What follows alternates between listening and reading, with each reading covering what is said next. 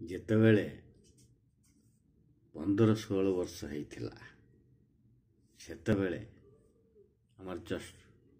ଆମେ ଅଳ୍ପ କିଛି ଜାଣିଥିଲୁ, ଯାହାକୁ ଜ୍ଞାନ କୁହନ୍ତି। ଆମେ ପାଇଥିଲୁ।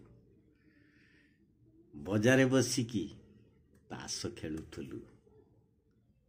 ମା ଯାଇକି ଡାକେ, ବାବୁରେ ଆ ଖାଇବୁ।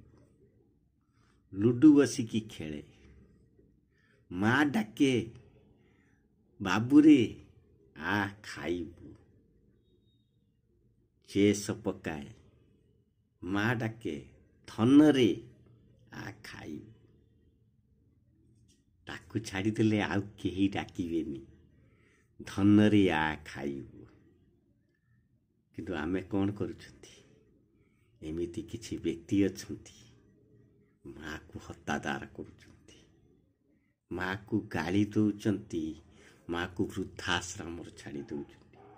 ସେଇ ପୁଅମାନଙ୍କୁ ମୁଁ ହାତ ଯୋଡ଼ି କହୁଛି, ମା ପରି ଏ ଦୁନିଆର କେହି ନାହିଁ।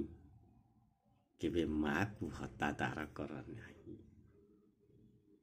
କାହିଁକି ନା ସେ କେବଳ ମା, ତାପରି କେହି ନୁହନ୍ତି। ମା ଆମର ସାହା।